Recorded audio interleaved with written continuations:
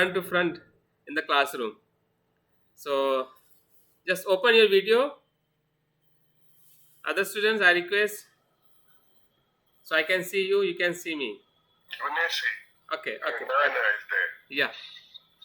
So I'm really happy you are all are here in this today's class. And as we know, our syllabus has some pending because I last week I was very engaged with the hostel works and because of the international event. And in this week also we have mid examination for new students. So I don't know classes is going on in physically, but many students of from your course not in campus. So whatever students right now, so just we have to continue our remaining the course of our subject. So as we know, we are studying about Dr. Ambedkar and Buddhism. So many points or many ways we do understand what is Buddhism in the point of Dr. Ambedkar's thoughts or his experiences. And the very important point which we are discussing about his thoughts on the Dhamma or thoughts on the Buddhism. In previous study of your classes, we many point we discuss about his biography, his life, and his path of Bodhisattva, and his view on the Buddha.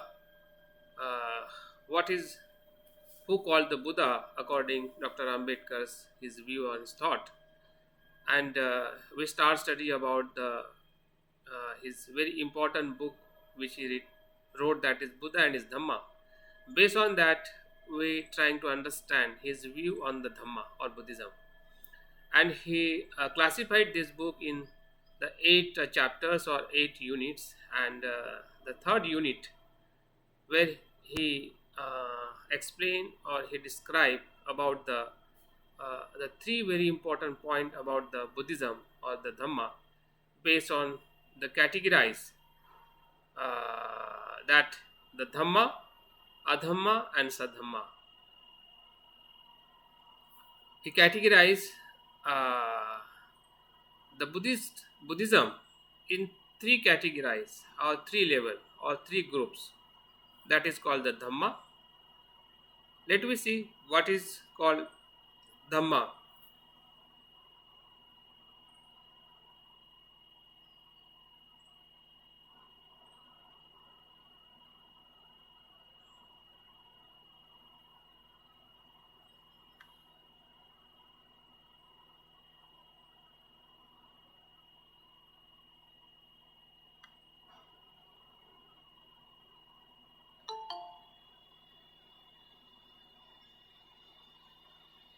What is happened?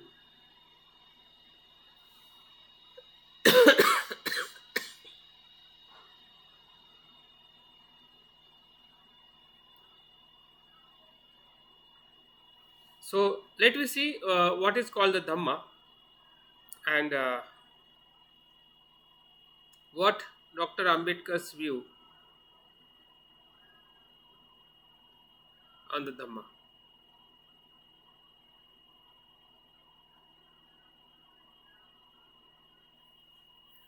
If you read the book of Buddha and his Dhamma, and he explained very detailed, but we don't have to go more details because he used the different dialogues between Buddha and many other disciples or Brahmin about the what Buddha says about the explanation about the Dhamma. But here just we have to focus the very important point. In that point also we can do understand what his view on particular in category of the Dhamma. He explained Dhamma, it means to maintain purity of life is the Dhamma. Very simply and very basic. Even if you see in the essence of Buddhism, Buddha says Sabba papasya karanam kushalasya upasampada sachitta pariyudapanam etam buddhana sasana. So Buddha's rules that means to not to do bad action or bad deed. Do the just good deeds and purify the mind. So this is the rule of the Buddha. This is the kingdom of the Buddha. In that point, if you see the what Dr. Ambedkar explained in his thought or his experience about the what could we say the Dhamma.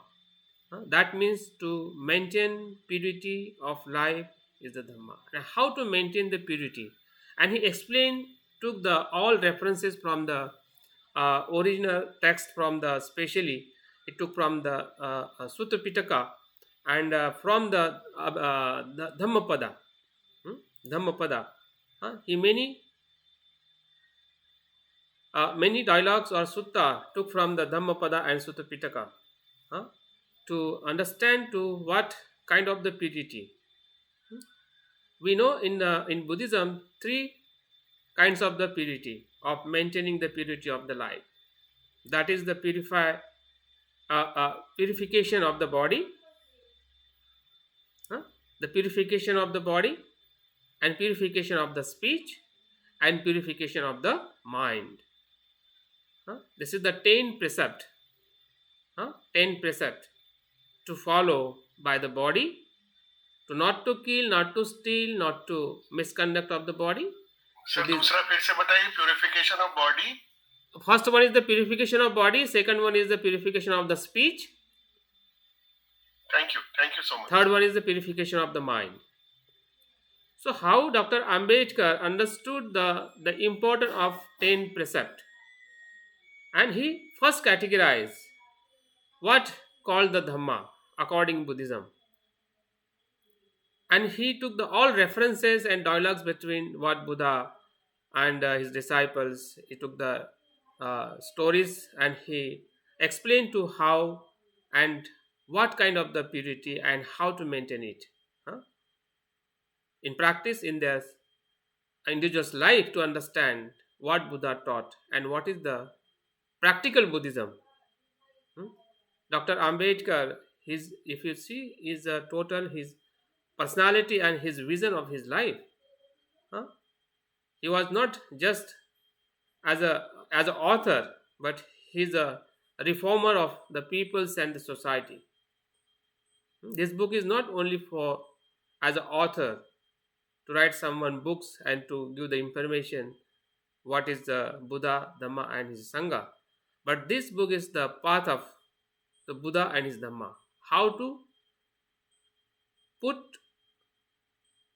walk on this path very easily and very clearly. Because the Dhamma, if anyone want to understand the Dhamma, it categorizes the three Pitaka. And Tripitaka have around 34 or 35 books, or 84,000 the teachings of the Buddha. So how people can to understand what the essence of teachings of the Buddha is very difficult. Those who are very beginner and those who are not from the tradition of Buddhism. Even in the context of new Buddhist movement, he would start from 1956, and he was very much worried about their peoples, how they understand the teachings of the Buddhism, because Buddhism have the spread in many suttas or many the forms of the traditions like a Theravada, Mahayana, Vajrayana, many traditions. So that new person is very difficult to understand what the real teachings of the Buddha. And that's why Dr. Ambedkar, what he experienced by himself, when he first time the read of the Buddha and his Buddha's Charita, life of the Buddha, since that he experienced the importance of the precept, and he followed by himself. When he went in the America, England or Germany, in Western country abroad, he never break any kind of the precept in his life. So that essence, he understood that the power of purity of the life in his is in his one's life, and through that what he gained, what he understood, and what he took that challenge that transformed the society, the capacity of the morality. And that's why Dr. Ambedkar taught, or he says, Buddhism is the morality, morality is the Buddhism. What he said? Morality is Buddhism, Buddhism is the morality. And he compared the morality, how is important in Buddhism or teachings of the Buddha. Huh? He compared the role of the God in other religion, the center in other religion, but in Buddhism, the center is the morality, ethics, purity of the life by the body, speech, and mind. Hmm? So this is the way where he had experience, and through that experience, he helped to people to how to practice through this book. Hmm? This book is a kind of the pathfinder, giving the path very easily and very clearly. Huh? We don't have to do more study in here and there. Just you go through this book, or those who really want to understand what is the essence of teachings of the Buddha. So anyone can find out from this book what is the Dhamma according the Buddha. Hmm? So that is the first one. It is called to maintain purity of the Dhamma of the life. It is called the Dhamma by body, speech, and by mind. And late then what he says, the second purity, second the kind of the Dhamma, that is to reach the perfection in life, is the Dhamma. Reach perfection in the life, become the perfect one. To reach perfection in the life is the Dhamma. That is the 10 perfections, as we know. The Sila, Dana, Adhimoksha, Virya, Maitri, Shila.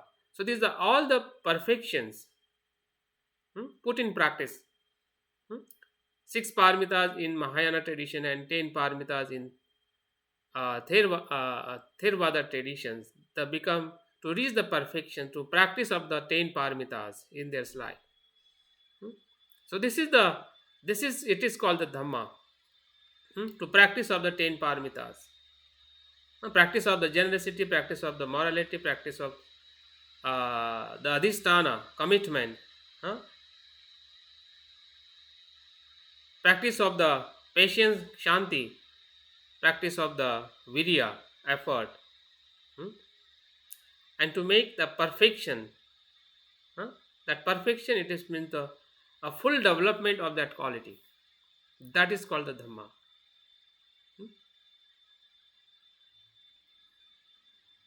And next, third one is to Dhamma. He called to live in the Nibbana is the Dhamma. To give up craving is the Dhamma. So both are very close. Nibbana, it means giving up craving, non-attachment. Nibbana, it means the free from the all defilements, lobha, dvesha, moha, which is called the Nibbana. Supreme happiness, free from the all worries, defilements, klesha, ignorance, all the cause of the suffering. There is the end. There is the cease of the ignorance and the craving. It is called the Nibbana, state of the mind of the Nibbana. Nibbana is not after the death. According in other religions, moksha, they have the concept in moksha in Vedic or Brahmin culture, the moksha after the death. But here Buddha first time to show the path to moksha or nirvana or salvation before the death, to cease the craving, the cause of the the cause of the suffering. Craving is the cause of the suffering. And at the end of the suffering, it is called the Nibbana. So Nibbana is the state of the mind where there is no craving. That is called the Nibbana. No desire. Ni it means no. Bana it means vasana, desire, attachment, craving, clinging. So where there is no clinging, there is no desire, there is no attachment. So it's that state called is the Nibbana. So that he what he want to giving the path of the Buddha, where Dr. Ambedkar took from the very early teaching of the Buddha, origin teachings of the Buddha. Because Nibbana is the goal of the disciple of the Buddha, or in Buddhism. What is the Buddhism? Buddhism means attending the Nibbana. If there is no Nibbana, there is no Buddhism. And that's why what he experienced in his life, the different kind of the suffering, political, social suffering, physical suffering, and many suffering he had in his life, but he was very much happy in his life because he don't desire about the attach of the any kind of the money, position, or any worldly things. That's why he was very much happy in his state of mind, and that's why he did this kind of the work. He sacrificed his everything. He sacrificed his body. He sacrificed his family. He sacrificed his sons and daughter. He sacrificed everything because he don't had that attachment about the worldly life, and because of he become as we call the bodhisattva, because he follow the path of the perfection in his life, and he understood the importance of teachings of the Buddha, not to himself but is to everyone, those who are suffering in their own life. That suffering could be social discrimination, or suffering of the economic, of whatever kind of the suffering. All suffering could have the solution in Buddhism. That was the Dr. Ambedkar experience about the teachings of the Buddha. And in his life we can see how he had experience about the end of his craving in his life, and because of he did such kind of the work, effortless, full of the compassion, full of the wisdom. So that full of the compassion and full of the wisdom is the state of the Nibbana. That Nibbana state we can see the experience of the Buddha, or even later his disciple, or even right now those who practice is the any form of Buddhism, does not matter. But that's the way we can see what Dr. Ambedkar emphasized, or he including the to live in the Nibbana is the Dhamma. Dhamma is Nibbana. Nibbana is the Dhamma. Without experience of the free of the craving, that is not true Dhamma. If you are experience of the free from the craving, that is the experience of the Nibbana. That is called true Dhamma. That is called the Dhamma. Let me see fifth one. To believe that all component things are impermanent is the Dhamma. It's very true. What Buddha experienced in his enlightenment, things are impermanence. Sabbe sankhara anicca.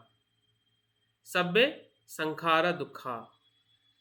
Sabbe dhamma anatta. So what Dr. Ambedkar took this very important teachings from the Buddha or his origin text or original teachings to put in the category of the Dhamma. He was very selected, and he took that teachings from the Buddha, which are very, very essential and important in practice in day-to-day life, and easily can understand. And not to understand, but through these teachings, man and society can be transformed. Buddha's path is not only to transform to oneself, but same time transforming the person, same time that person transforming to society. That is a concern of the teachings of the Buddha. And Dr. Ambedkar emphasized saying here in this book, and his total his the mission what he start from his life, not only for the person on individual development, but through the individual development to transform the social transformation, social change, and social change based on the impermanence. If people believe things are permanent, like which this concept came from the Vedic or Brahmin or later in Hinduism, who called the Atma is permanent, things are permanent, your deeds are permanent, you cannot change because you took the birth in that caste, lower caste, or in the that gender as a woman, so you don't have to change your attitudes and behaviors, thoughts, and your actions because they believe things are permanent. Atma is permanent, soul is permanent, and because of that, peoples are not ready to change their life, attitudes, and behavior. And that disadvantage we can see in India or anywhere in anyone's lives and society, peoples are in suffering. They have created the problem in the society, and that problem we can see in the nowadays in the world, whatever kind of the pollutions and wars or crimes or poverty, all these problems came from the same attitudes, the belief things are permanent. But someone to understand the teachings of the Buddha, how things are is not permanent but it is impermanent. So that is called the Dhamma. See, the things are impermanent.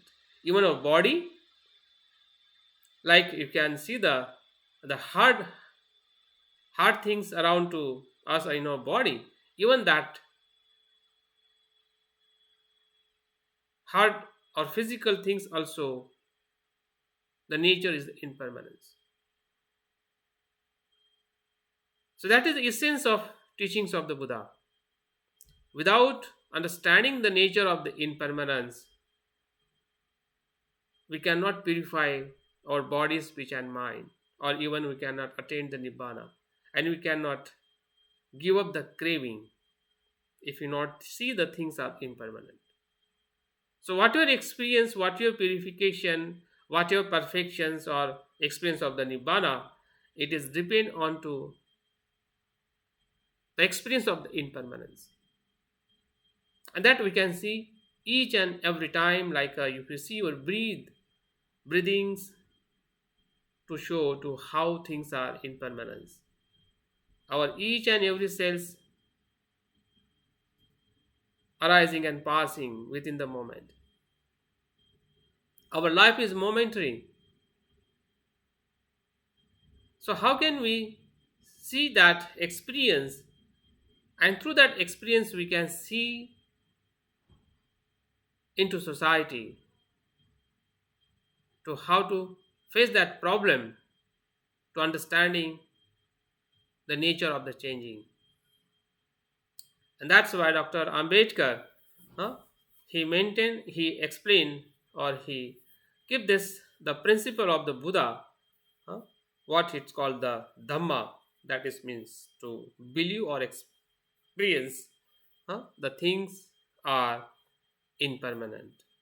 Even physical, mental, social, political, whatever things, whatever the phenomena exist in the world, living or non-living things, these all things are impermanent in their nature, because of coexistence. Nothing is separate or independent or any kind of the entity eternal in this universal. So that is the way where we can see in his uh, uh, thoughts about the it is called the Dhamma. And 6.1, to believe that the karma is the instrument of the moral order is the Dhamma. We can see the karma, law of the karma in Hindu or Brahmin traditions. They misuse to control the person and the society, and to make or to become the slaver, or to make to peoples just for their pleasure, for their happiness. They don't have to worry happiness to others. What they explain or they maintain the law of karma in Hindu tradition. But when you see the law of the karma in Buddhism, Buddha taught the universal karma of the whole human beings, all human beings, not to only for their own people. But the law of the karma in Hinduism only the benefit of the higher caste, only the 5% people. To get the privilege them in their generation to generation, but they don't have to think about their neighbor or their other people, those who are brother and sister in their nation or their community, or even they are part of their religion. Because they mention that order, social order based on the discrimination, based on the traditional, the rituals or the traditional books where they written in Rigveda or Manusmriti. They just believe what they wrote in their earlier, their teachers or their founder of their religion. So, but here, what Dr. Ambedkar understood the importance of the law, the instrument of the moral social order, moral order to maintain to people, to make or they practice to understand the effect of the moral in their life. When they do work by body, speech, and mind, they act. There is the result, happiness and suffering. If they act badly, wrongly, the effect is suffering. If they act properly, the effect is happiness. So that is called the universal law of the karma. And that karma, instrument of the maintain the social order or moral order in the individual or in same time in the society. Dr. Ambedkar says, in the society, there are the two types of the order maintained to society or individual. The first one, the law order, but that law order only to maintain to those who criminal or those who not follow the 5 precept, and that person only 10 or 15% in the society. But what the other people maintain or their social order by the morality, and that morality based on their own essence of the experience of the suffering and experience of the as a human beings. If they harm to others, they feel it is bad, it is wrong not to do such action towards to other. Because someone do bad action for you, you feel unhappy or suffering. That means other people's also having suffering when you do bad act to others. So that is the essence of the law of the karma what Buddha taught. huh? To take that responsibility, good or bad. If you do good, you'll be get benefit to you and other. If you do bad, that's a disadvantage, is harmful to you and to others. And any one person not to make themselves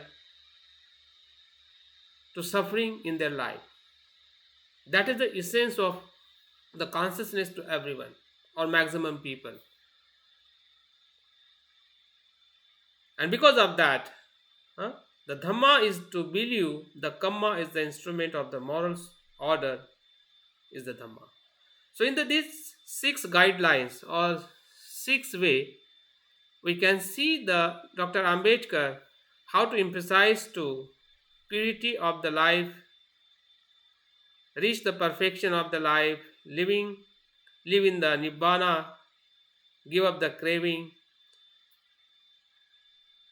and believe on things are impermanence, and follow the law of the Kamma to maintain the moral order in the life or social life.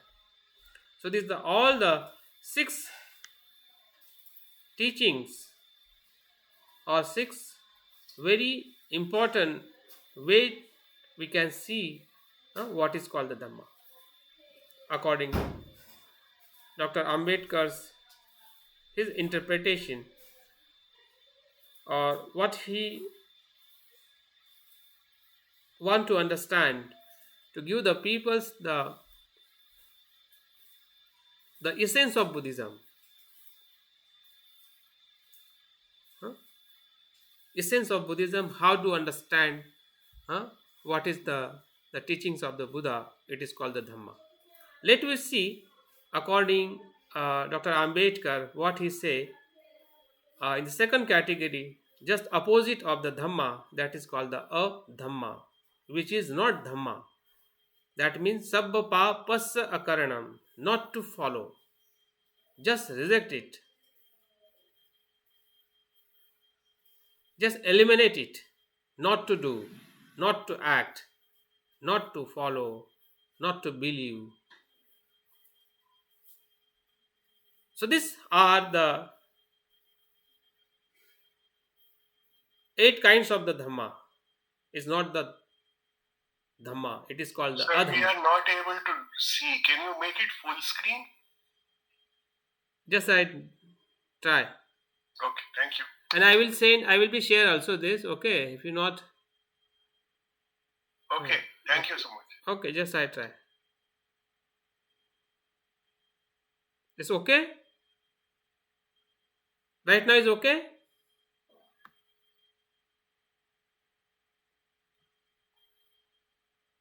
Yeah, it's full screen now. Okay? It's full screen? Yes, full screen. Okay, shall we continue? Yes, please. Okay. So let me see, according Dr. Ambedkar, what he could say it is not a Dhamma, or it is say the not the Dhamma. The first one he categorized, believe in the supernature is not a Dhamma. Believe in the supernature.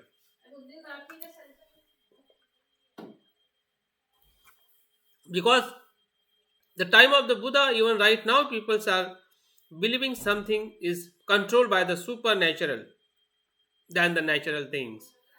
So such kind of the belief, such kind of the practices, such kind of the thoughts, if exist or some the part of our one's life, just we categorize it is not the Dhamma. It is not the Dhamma to believe the supernatural in our life or anyone's life. The second one is the belief in the Ishwar, God, is not essential part of the Dhamma. Buddha also says there is no God, there is no Brahma. Once the time there the dialogue between the one Brahmin and Buddha. One Brahmin asked to Buddha, we believe on the Brahma and Brahma is exist. So let After that, Buddha asked the question to that Brahmin, do you see the Brahma? He first give the answer that Brahmin, Lord, I don't see the I don't see the Brahma. Okay, if not see the Brahma, can your father have seen the Brahma? So again he says no. Okay, so could your grandfather could see the Brahma? Again he says no. Again Buddha asked the question, could some the uh, uh, Brahmin or those who knowledgeable person in your community, those who call Brahmin, could some Brahmin see the Brahma? Again he says no. And again he asked to ask before before that generation, anyone have some evidence to see the Brahma? Again he says no. So how could you believe on the Brahma? Then Buddha give the example like the Brahma, those who the person to very much love to the beautiful woman, but he didn't see that woman. Such is the kind of the experience of to believe on the Brahma. Huh? In Hinduism or in Vedic culture or even the Vedanta, when they later development of the Vedic culture, they also believe the Brahma is exists, but no one seen the Brahma, but just they love to Brahma. And Buddha give the example. So they see, they believe as a he didn't see that the person who loves one to any beautiful woman, but he didn't see how and where she is. Like this, the just believe, just the imagination, just uh, the pleasure experience about the Brahma is exist, but really that is not existence truly. What Buddha uh, experienced in his enlightenment, there is no existence of any Ishwar, God or Brahma. Even the second next one is the same is continue the supernature, God and the Brahma. This all the concept totally the connect to each other, and this is the very much practice in the time of the Buddha. People are believe such practices, such kind of the notion of it is called the creator, huh? Or the supreme Ishvara or supreme person, in the part of their center part of the religion. Even right now, also those many religions like Christianity, even Islam, or many other religions, they have the center of the super nature, huh? The role of the God and Ishwar and Allah. huh? But in Buddhism, when we talking about the understanding about the what is Buddhism, in that categorize, how do we understand very clearly and easily through the category of Dr. Ambedkar, what he explained in his book, and to get understanding where we have to not to follow, not to accept such kind of the Dhamma which is not really Dhamma. And fourth one is the belief in the soul is not the Dhamma. Believe in the sacrifice is not Dhamma. Because time of the Buddha, when you read the Brahmajala Sutta, in there Buddha explained to how to peoples are thinking and what kind of their beliefs or their notions. 62 kinds of the blind faith or blind notions is a part of religion's practice in time of the Buddha. Or even right now also, whatever the suffering or problem in the Hindu society, to believe on the soul and believe on the God. Because of that, they never look the social problem of the discrimination or caste system or thousands of people not having the education, food, and their the proper life or dignity of the humanity. Just they look, the soul is the permanent, and because of that, the all the lower caste people, they took the birth because they did the the past life, they did bad bad action, bad work, bad deed, due to uh, his soul took the birth in this lower caste, and because of that they're having such kind of the suffering, and they don't have to bother about to help them to free from their suffering, because they believe that is the the effect of the soul. There's the it is the fruit of the soul from the last life. So this is the very dangerous belief in the soul. And even Buddha says, those who believe on the soul is impermanent. It is the permanent. Huh? Buddha says the very wrong, or is the cause of the all kind of the suffering. When you see the soul is the permanent within self or out of the self, out of the body, or in within the body, so that is the cause of the suffering, that is the cause of the all kind of the suffering. So that's why Dr. Ambedkar also bring that same practice to not to follow, to believe in the soul. Even the sacrifice, we know the time of the Buddha, thousands of thousands got buffalo and cows killed, huh, to worship to God, to get their worldly good life in their in their practice of the sacrifice the animals. So that is also uh, Buddha reject, Buddha not to follow such practices is a part of religion. And Dr. Ambedkar also put the same here, to not to believe sacrifice. It is called the not Dhamma. Believe on the speculations is not the Dhamma.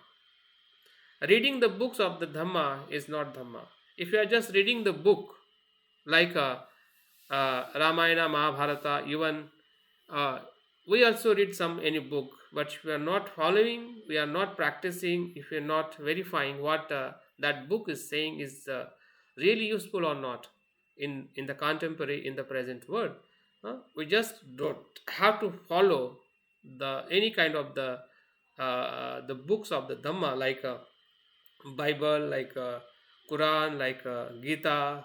They just use that book as a holy, and never they ask the question what written in that book, and they never to analysis it, and never to change what the text written in that book. Just they follow because of the written, and they believe that books are holy. But in Buddhism, such kind of the practice is not allowed. Even in the time of the Buddha, we see the dialogues between the Koliyas. When Kolian peoples, Kolia peoples, those tribal community, they confuse the many peoples comes, and they say this is our Dhamma, you don't have to follow to others, just we are saying that is the ultimate Dhamma.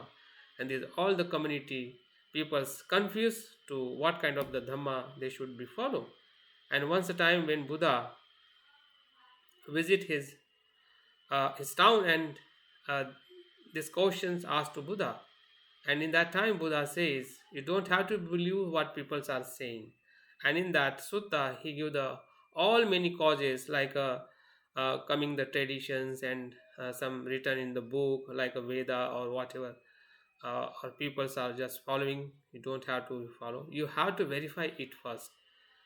Whatever the traditions thinking, or even the guru saying, or people are saying, or books are saying, or culture are saying, you don't have to follow as it is. Before that following, before the practice, before to accept that the thoughts or path, you have to verify it. that is good or bad, useful or not useful. And after that, when you see it is useful to reduce your lobha dvesha moha, then only you have to follow it. If you are following, if you are practicing that, if you are increasing your lobha dvesha moha to in your life and to harm to others, so such practice or such things you not to follow, even that comes from the any kind of the holy books.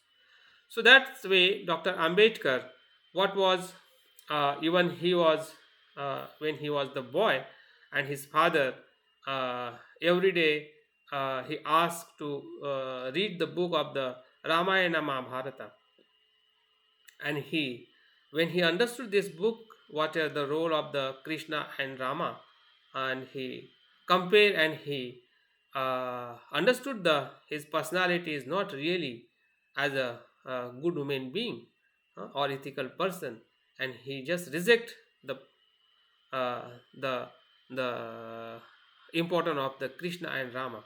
Hmm? Once a time he asked this question his father, why you could give me the uh, compulsory to read this Ramayana Mahabharata, because don't like the personality of Rama and Krishna. Huh? Just you have to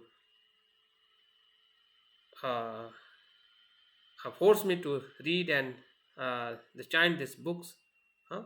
Because in that books not to any kind of the useful things to me and to society.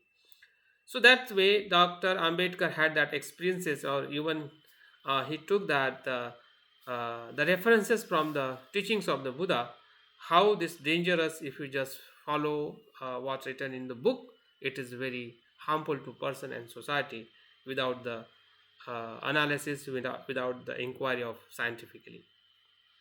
The belief in the infallibility of the books of the Dhamma is not Dhamma. Just you have to believe what written in the books, it is not the real Dhamma. Believe in the supernature, what the earlier I just explained there. Believe in the supernature. This is again repeat here.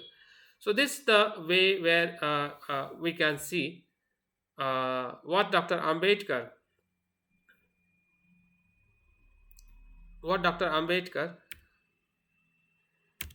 to explain to uh, about the Adhamma. Adhamma. Let we see the what is kind of the Saddhamma.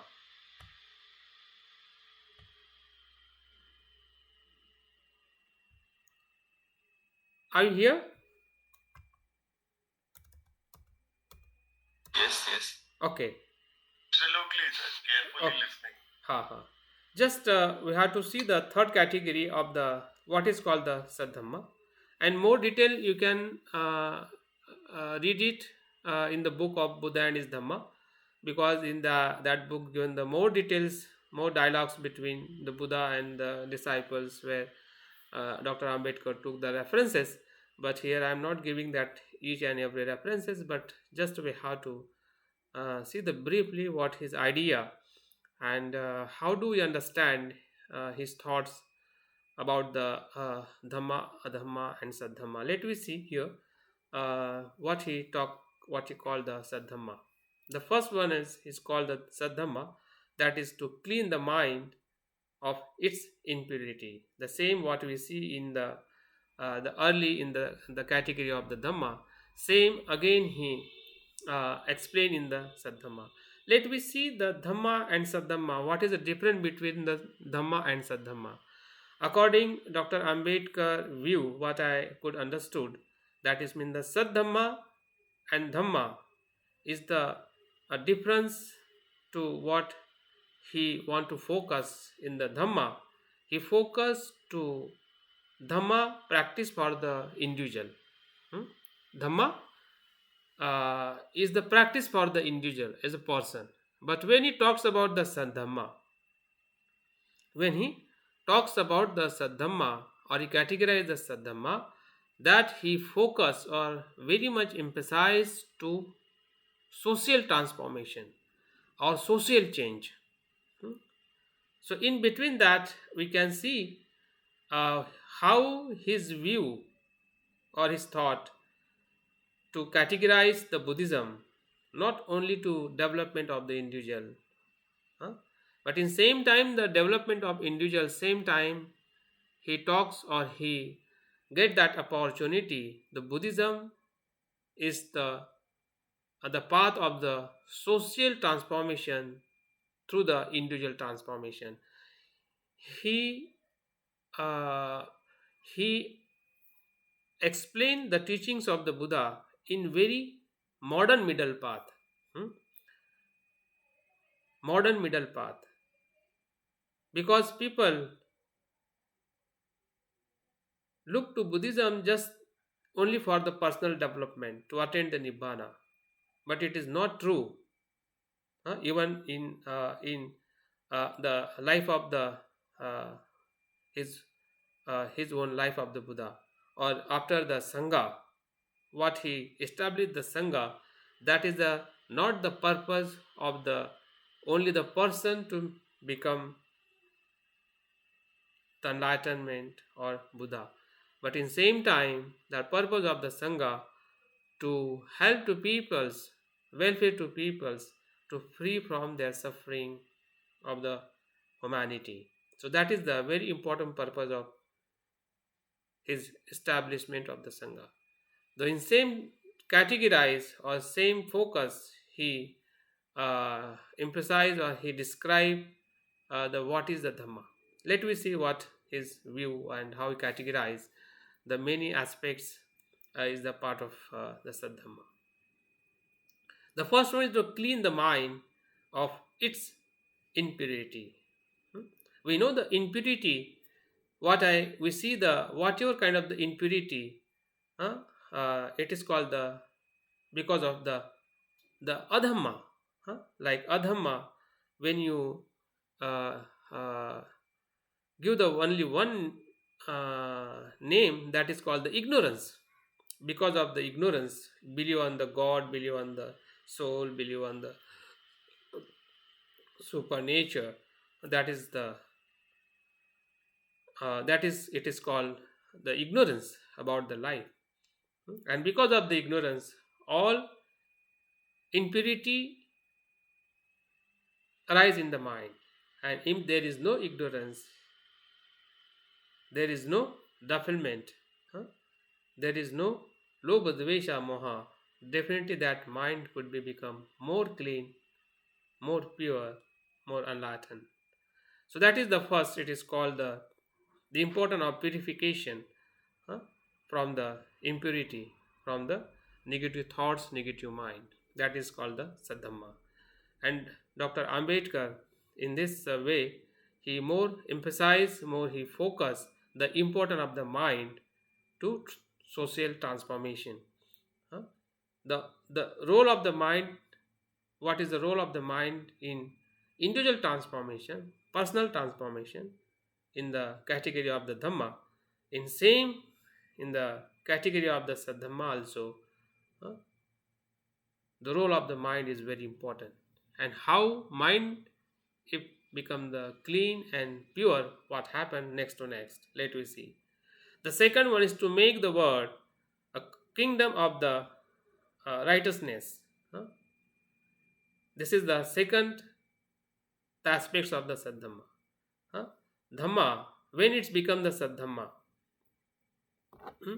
Dhamma, when it's become a Saddhamma, when we practice to maintain or to establish the kingdom of righteousness, wholesomeness, goodness, by the practice of the ethics, morality, wisdom, compassion. So that is not only the part of just for the one's benefit, but it's the benefit of the world. So that is called the Saddhamma. Saddhamma when it's a make learning to open. Let's see. The second section he mentioned or he explained, Dhamma to be the Saddhamma must promote the pragya. Promoting the pragya. Pragya, it means the education. And in that this his point, he categorized the three kinds of the promoting the pragya.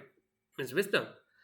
That means the Saddhamma when it makes learning open to all, because we know the previous dharma which he was born or in India, in Hinduism or Vedic culture, not to allow to learning or education to open to everyone.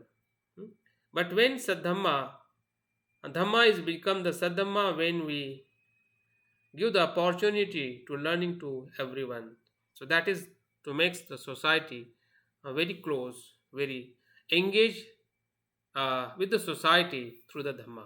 It's become the Saddhamma. Dharma is the Saddhamma when it is a teach that the merely learning is not enough. It is may lead to pedantry. Learning is not enough. Dhamma is a Saddhamma when it is a teach that what is need is the pragya. Huh? Dhamma only makes the Dhamma, Saddhamma, when that teach what is the need is the pragya. Huh?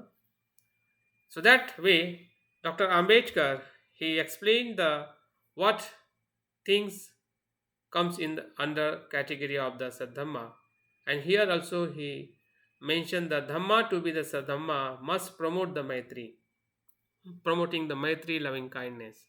Dhamma is a Saddhamma only when it states that the merely pragya is not enough. It must be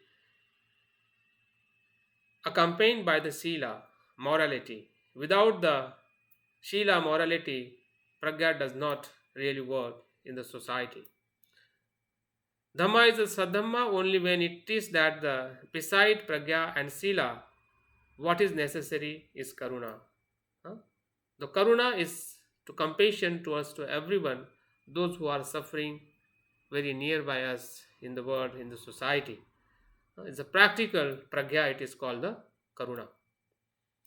Pragya, Dhamma is the Saddhamma only when it teaches that more than the karuna, what is necessary is maitri, loving kindness, brotherhood. So this way, he explained or he mentioned the Saddhamma is totally social reformation, transformation.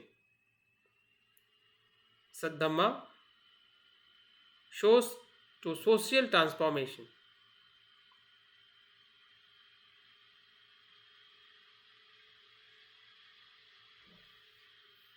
Here in section is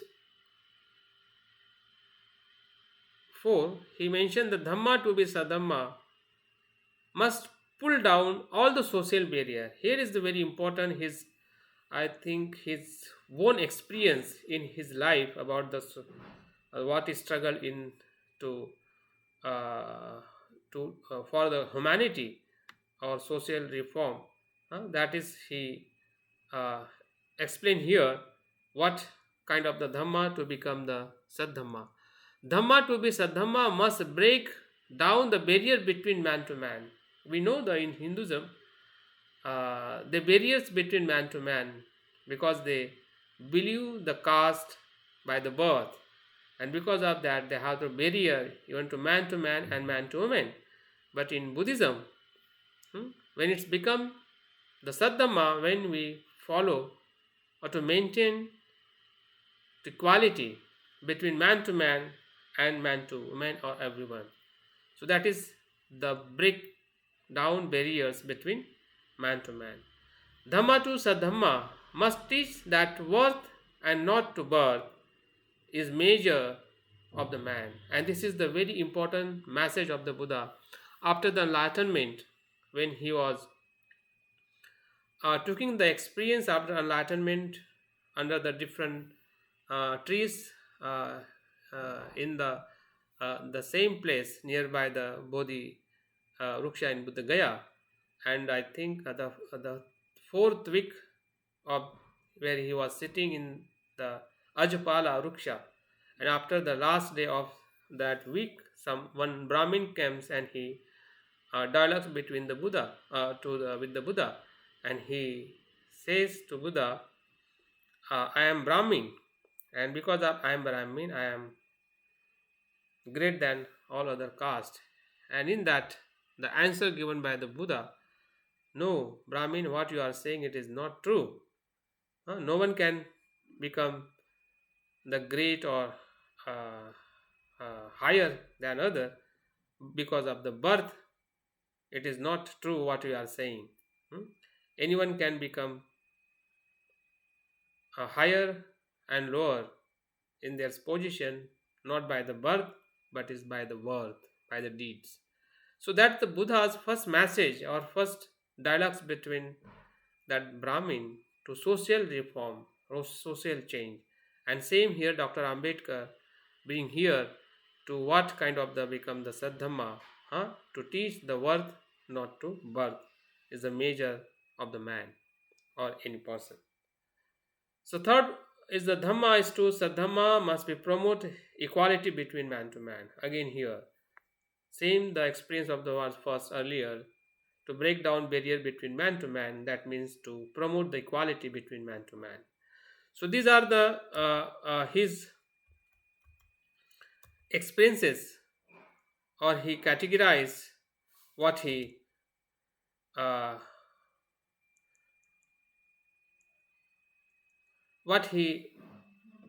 experienced in his life, first one, and what he studied from Buddhism around his 21 years he spent the teachings of Buddhism or all other religions.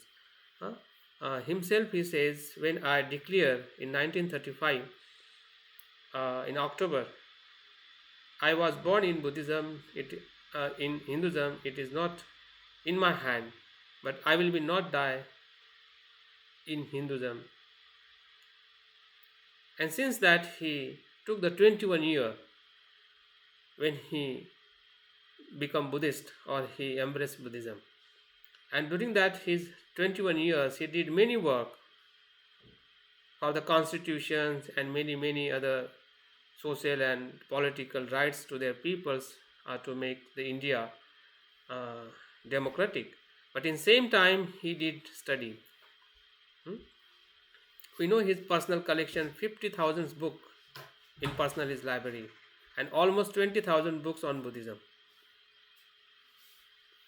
And he took very deep study, not like a ordinary author. He was scholar, and more than the scholar, he was the practitioner scholar. He was not just scholar. He practiced and he experienced in his total life what is the real importance of Buddhism in the context of the person, in the context of the social reform. Both way he bring the together to how to build up the personality, how to become the individual, and same time that individual to responsibility, or each individual have responsibility to maintain the social order based on the equality. We not to ignore to any kind of the problem which is the suffering by the peoples in the society. That is not real Saddhamma. It is not true the Dhamma if you not worry, if you not to bother about the social problem. Social suffering is the responsibility of the individual, those who practice of the Dhamma, who is the disciple of the Dhamma. And that's the purpose of Buddha, to establish the Sangha, to welfare to society. So duty of the Buddhist Sangha or Buddhist disciple to maintain the social order based on the morality, based on the compassion, based on the pragya, based on the maitri. So that is called the Saddhamma. When you practice the Dhamma, it has become the Saddhamma. So I think we have this to finish in this topic.